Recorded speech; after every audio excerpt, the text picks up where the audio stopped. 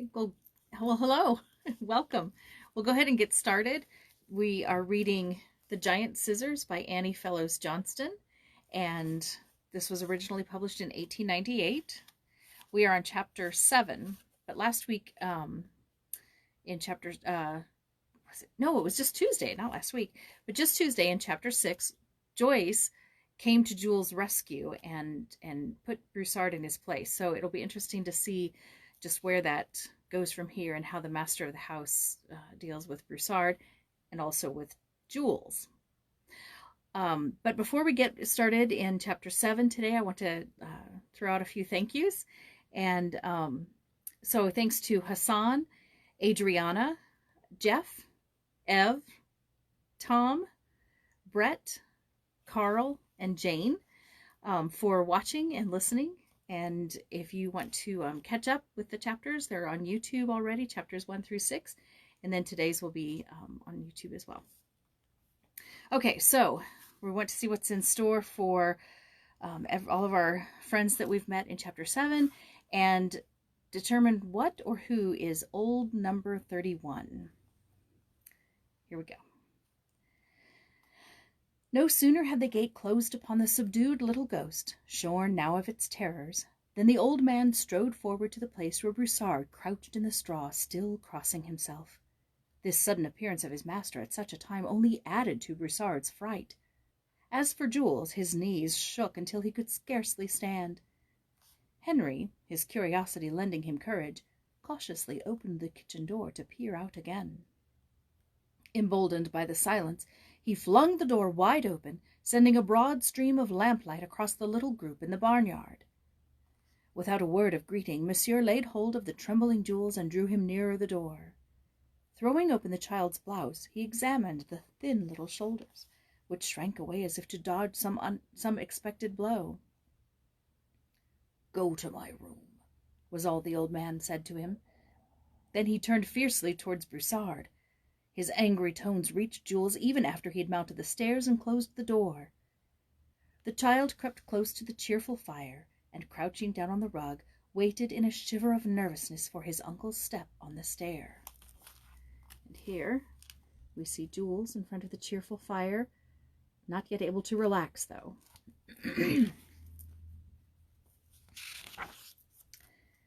Meanwhile, Joyce, hurrying home all a-tingle with the excitement of her adventure, wondered anxiously what would be the result of it. Under cover of the dusk, she slipped into the house unobserved. There was barely time to dress for dinner. When she made her appearance, Monsieur complimented her unusually red cheeks. "Doubtless mademoiselle has had a fine promenade," he said.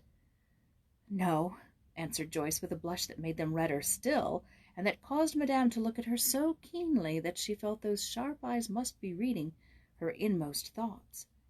It disturbed her so that she upset the salt, spilled a glass of water, and started to eat her soup with a fork. She glanced in an embarrassed way from Madame to Monsieur and gave a nervous little laugh. "The little mademoiselle has been in mischief again," remarked Monsieur with a smile. "What is it this time?" The smile was so encouraging that Joyce's determination not to tell melted away, and she began a laughable account of the afternoon's adventure.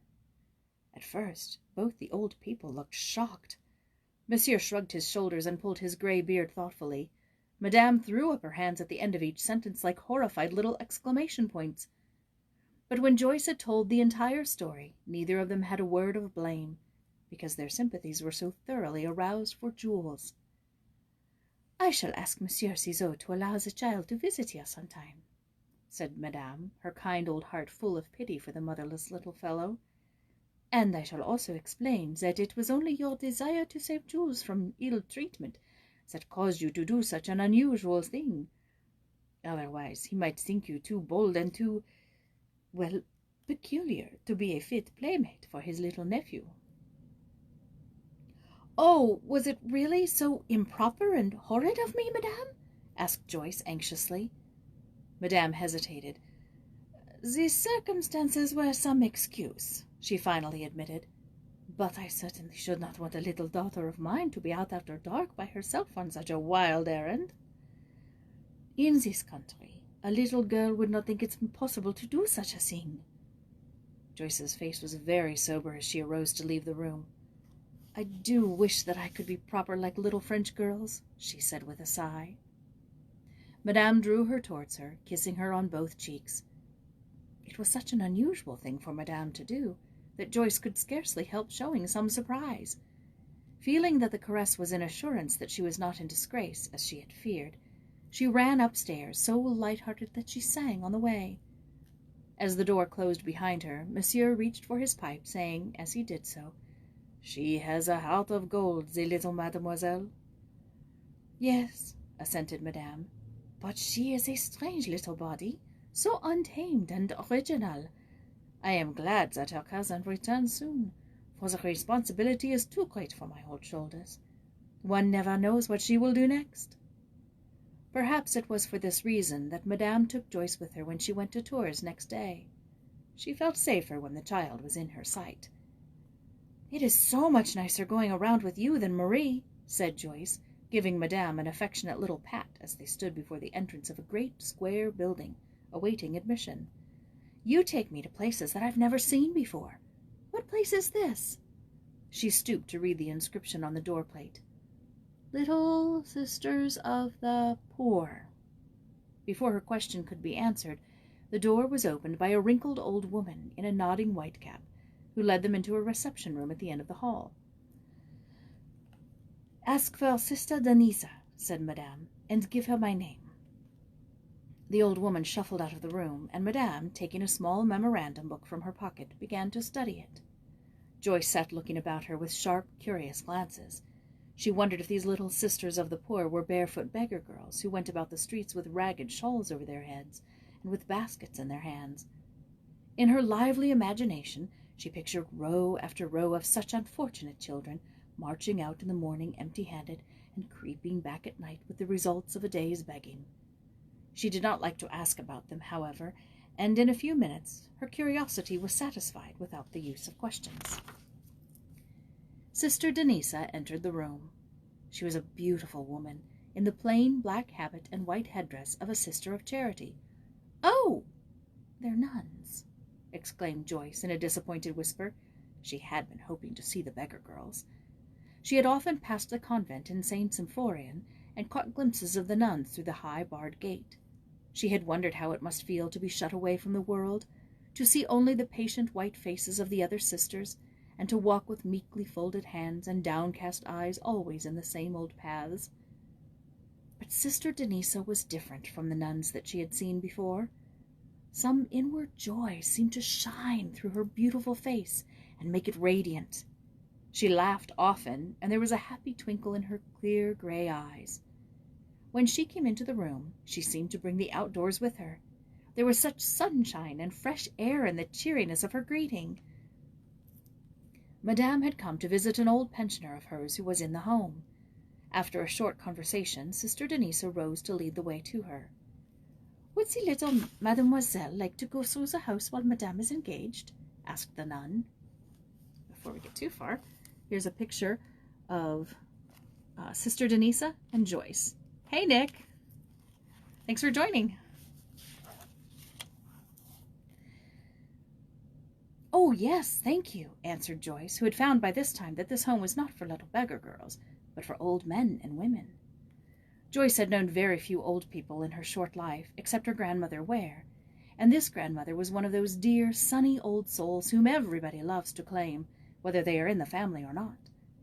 Some of Joyce's happiest days had been spent in her grandmother's country home, and the host of happy memories that she had stored up during those visits served to sweeten all her afterlife.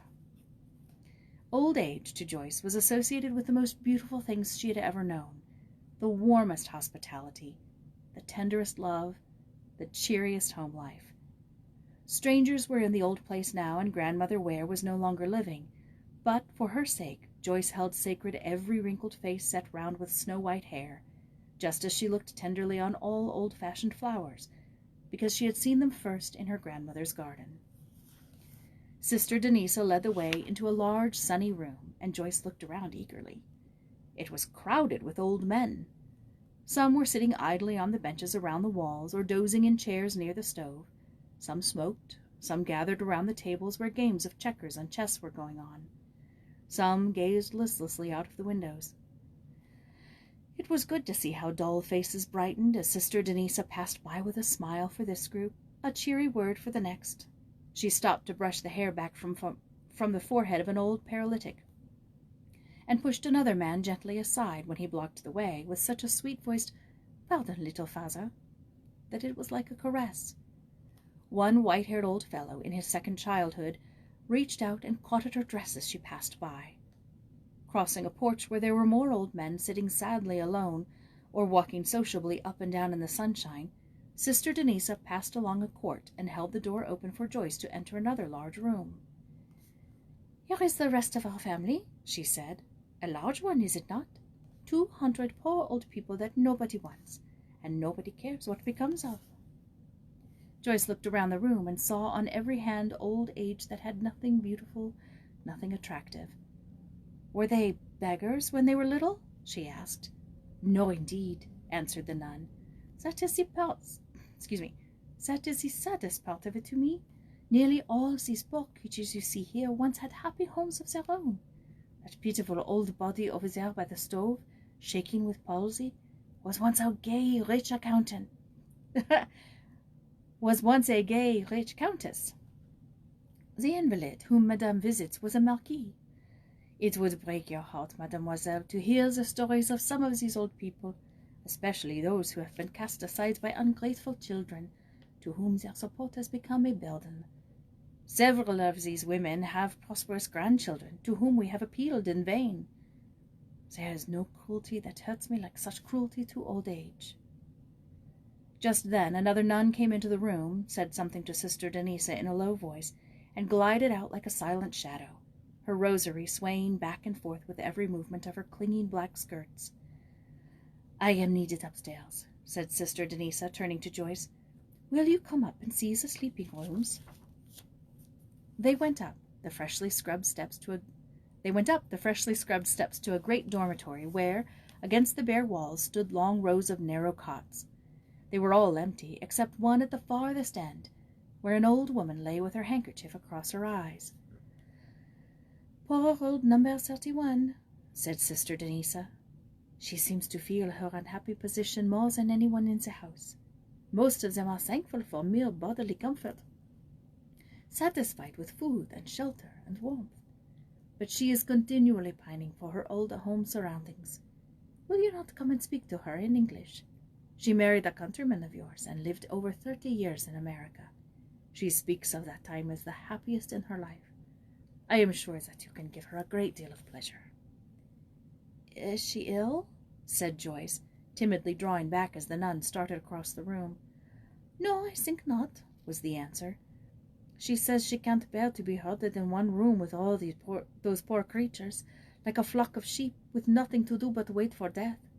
She has always been accustomed to having a room of her own, so that her greatest trial is in having no privacy. She must eat, sleep, and live with 100 old women always around her.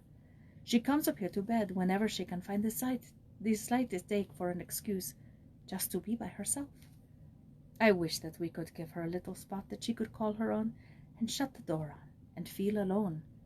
But it cannot be," she added with a sigh. "It taxes our strength to the utmost to give them all even a bare home." By this time they had reached the cot, over the head of which hung a card bearing the number 31.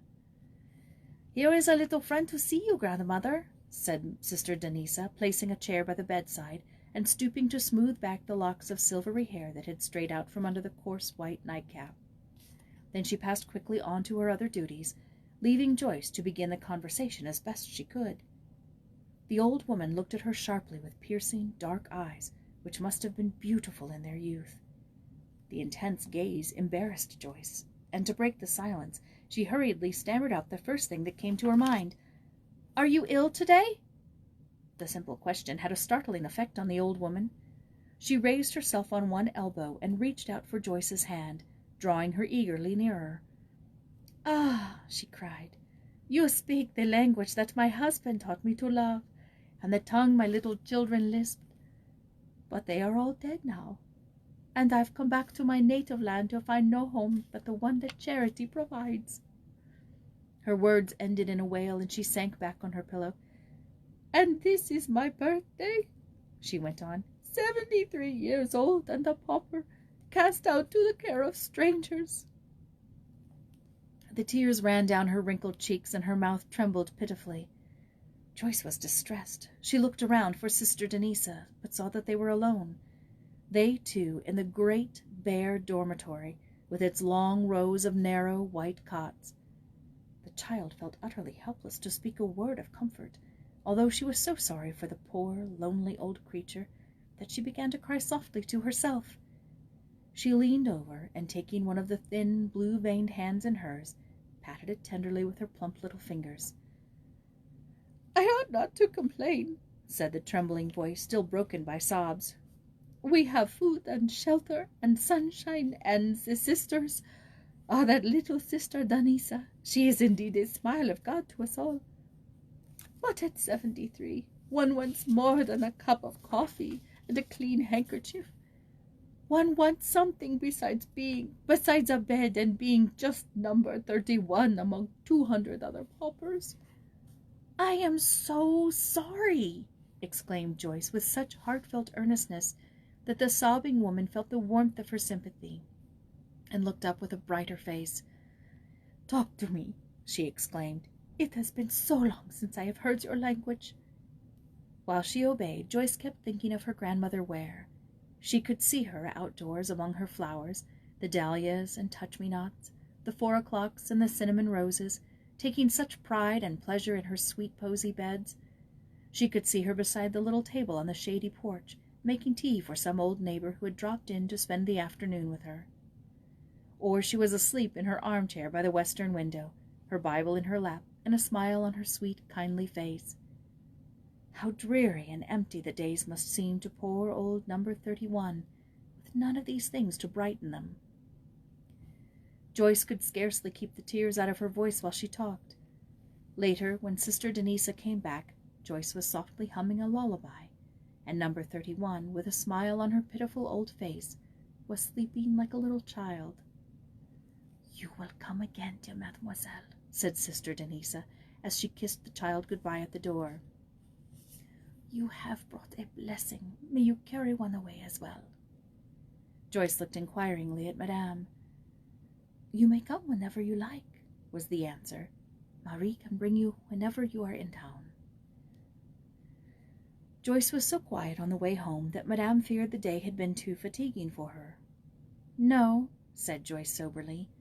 "I was only thinking about poor old number 31. I am sorrier for her than I was for Jules. I used to think that there was nothing so sad as being a little child without any father or mother, and having to live in an asylum. I've often thought how lovely it would be to go around and find a beautiful home for every little orphan in the world. But I believe now that it is worse to be old that way. Old people can't play together, and they haven't anything to look forward to. And it makes them so miserable to remember all the things they have had and lost. If I had enough money to adopt anybody, I would adopt some poor old grandfather or grandmother and make them happy all the rest of their days." Aw, so sweet. Hey, Amber. Hey, Bennett and Zoe. And I think I skipped yep, I did. I'm pretty sure I did. This is old number 31 and Joyce speaking to her. Oh, it kind of tugs at the heartstrings. So that was chapter 7, and what's today? Friday. So next Tuesday we'll have chapter 8, which is entitled Christmas Plans and an Accident. So we have joy and we have suspense. Let's see. Okay, so a couple of other notes. If you want to keep up with various free audio recordings, along with a little bit of commentary from myself, you can follow me on laurasvoice.com, but also Facebook at Laura's Voice, LinkedIn, and Twitter, and then YouTube, where these videos and a few others are. And I'd love to have you take a look, comment, hit like, And then we'll pick up on chapter 8 next Tuesday of The Giant Scissors. Thanks for joining. I'll see you then. Bye.